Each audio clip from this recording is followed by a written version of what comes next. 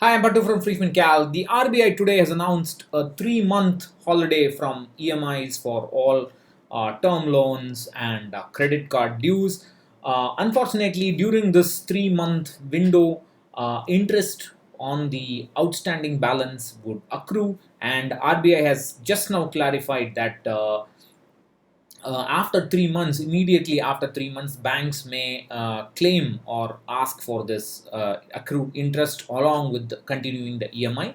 That depends on how the bank wants to operate that. So please recognize that if you are going to opt for this 3-month window, you have to pay for the interest accrued over those 3 months where the EMI has been deferred. So depending on your outstanding balance, it can be, and when you where you are in your EMI schedule, it can be anywhere between one extra EMI or half a EMI, depending on, even more than that, depending on your loan, the rates, and so on. So please be careful with this. My sincere request is do not opt for this 3-month EMI, even if there's no interest accrued.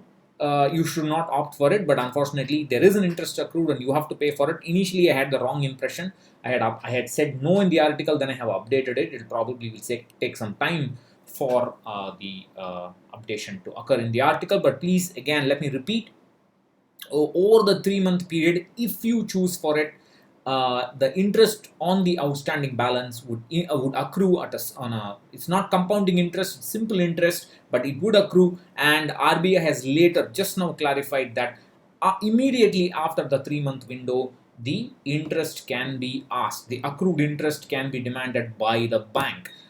They may or may not demand it, but that's up to them. For you have to apply to the bank if you want to take this deferment. By my sincere request is do not do it, because if you are in trouble because of this lockdown, and if you're not sure where and when you're going to get your next income, then just a 3-month delay of your EMIs are not going to create any kind of great impact in your life. So please find some way to some source of cash, and uh, keep the EMI running. Or if you think that it's good, there's going to be an extended layoffs for you, extended cash problems for you in future, then it would be better to find some alternative finance and either keep the EMIs going, or even pre-closed loan. You may ask the advice of a financial advisor, a fee only financial advisor from my list, or there are loan experts available, but be careful who you go to in this regard. So please be careful with that. So my initial understanding of this is wrong. I have updated the article, but it may take some time for you to read the full the new version of it. So again, let me repeat: if you choose to delay your or defer your EMIs by 3 months, interest on the outstanding loan would accrue on a simple interest basis, and you may be asked by the bank to pay the full interest after, once the EMIs, the accrued interest, the full accrued interest, when the EMIs resume. So my sincere request is do not opt for it. If you have reasonable salary, if you're managing and there's no problem in your salary, just keep doing it, just keep paying the EMIs.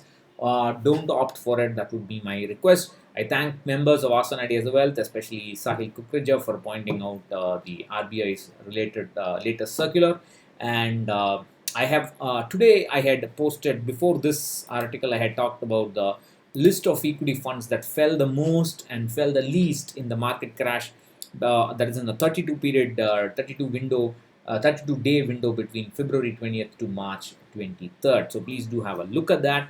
And that's what I wanted to say. If you have any questions on the RBI moratorium, please let me know. I initially had the wrong understanding, but I think now I have corrected it. Thank you once again. If I have caused any confusion in my article, I apologize. I'll catch you later. Bye bye.